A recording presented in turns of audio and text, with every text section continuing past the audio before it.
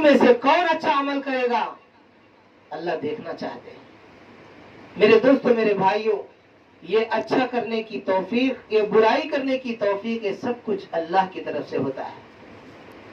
لیکن ہمارے اندر تڑپ ہو، ہمارے اندر دکھ ہو، ہمارے اندر فکر ہو، ہمارے اندر پچھتاوا ہو، کیونکہ اللہ رب العزت ایمان ہونے کی علامتوں کو بھی بتایا ہے اور ایمان نہ ہونے کی علامتوں کو بھی بتایا ہے۔ اسی لیے اللہ تبارک و تعالیٰ قرآن مجید میں بیان کرتے ہیں فَإِذَا جَاءَتِ الطَّامَّةُ الْكُبْرَى، جب بڑا دن، قیامت کا دن، ہولناک دن سامنے ہوگا ہمارے۔ فَإِذَا جَاءَتِ الطَّامَّةُ الْكُبْرَى، اس دن انسان اپنی کوششوں میں تلاش کرے گا کہ میں نے اپنی کوشش کس لیے کیا تھا، میری صبح کس وجہ سے ہو رہی تھی اور میری شام کس وجہ سے ہو رہی تھی۔ آدمی اس دن کوشش کرے گا۔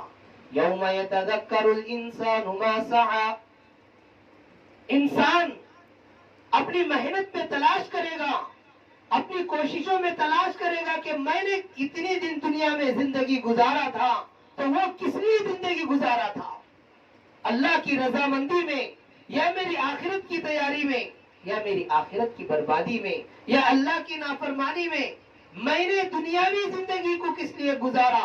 آدمی اپنے اعمال میں کوشش، اپنے اعمال میں تلاش کرے گا۔ یوم یتذکر الانسان ما سعی وبرزت الجحیم لمن یری، اور جہنم اس کے آنکھوں کے سامنے دکھائی جائے گی۔ وآثر الحیات الدنیا، جب آدمی قرآن کے ان احکامات کو اور پیغمبروں کے احکامات کو، علماء کے بیانات کو اور ہر اچھائی کو بتانے والے کی باتوں کو سننے کے باوجود بھی انسان اگر اخروی زندگی کے اوپر دنیاوی زندگی کو ترجیح دیتا ہے تو اس کا ٹھکانہ جہنم ہے، اس کا ٹھکانہ جہنم ہے۔ وَبُرِّزَتِ الْجَحِيمُ لِمَنْ يَرَى فَأَمَّا مَنْ طَغَى وَآثَرَ الْحَيَاةَ الدُّنْيَا فَإِنَّ الْجَحِيمَ هِيَ الْمَأْوَى۔ اللہ تعالیٰ نے ہمیں بیکار نہیں پیدا کیا۔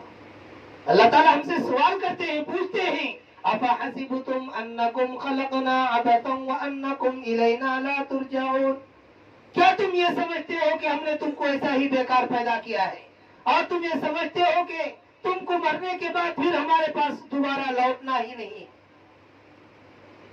میرے بھائیوں، آج ہم پیدا ہوئے ہیں تو ہم کو موت کا ایک نہ ایک دن موت کا مزہ چکھنا پڑے گا۔ کل نفس ذائقۃ الموت، ہر جاندار کو موت کا مزہ چکھنا ضروری ہے۔ کوئی بچنا چاہے تو بچ نہیں سکتا۔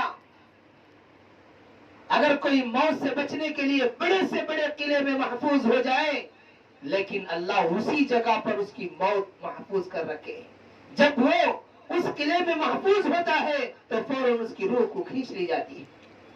حضرت سلیمان علیہ السلام کے زمانے میں ایک آدمی کے سامنے ملک الموت آ گئی تو اس نے سلیمان علیہ السلام سے کہا کہ اے سلیمان پیغمبر، مجھے 7 سمندروں اور 7 پہاڑوں کے پار کر دو۔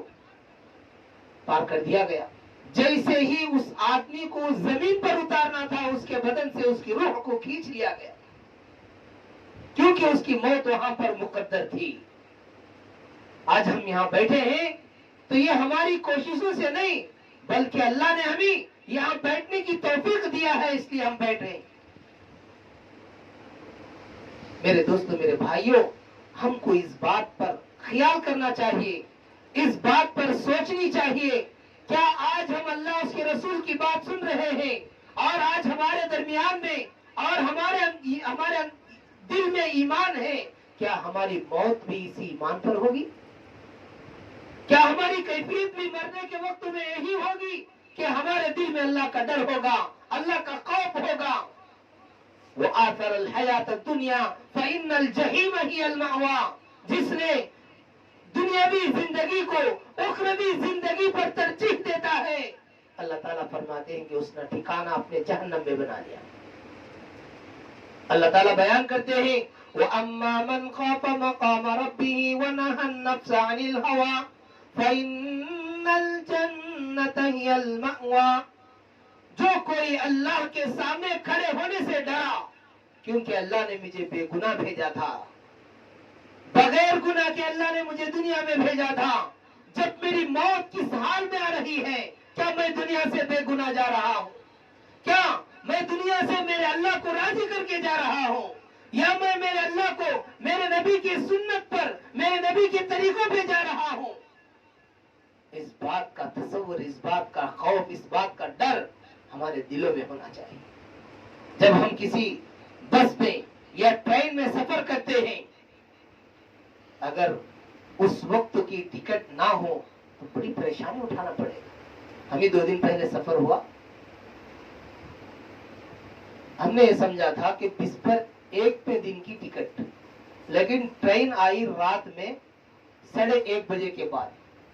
تو کیا ہو گیا؟ ڈیٹ بدل گیا. ریلوے ٹرین کے اعتبار سے ڈیٹ بدل گیا تو ٹکٹ فیل. پریشان. پھر اللہ سے دعا کرے تو اللہ نے اس مسئلے کو حل فرمایا. تو میرے دوستو، میرے بھائیوں، موت کے وقت کا مسئلہ ہے. اس لیے سرکار دو عالم صلی اللہ علیہ وسلم فرماتے ہیں کہ جس کا کلمہ آخری کلمہ لا الہ الا اللہ ہو وہ کامیاب. جیسے آدمی کا دل بند ہو جاتا ہے، جو ہوتا ہے بس وہی کھولنے پر نظر آتا ہے. کیوں؟ اللہ تعالیٰ قرآن میں بیان فرماتے ہیں وَحُصِّلَ مَا فِي الصُّدُورِ، میں تمہارے دلوں کو نچوڑوں گا، اس دل میں سے جو نکلے گا بس اسی پر فیصلہ کیا جائے گا. اس لیے آدمی کو ہاتھ نہیں ہوتے، آدمی کو کان نہیں ہوتے، آدمی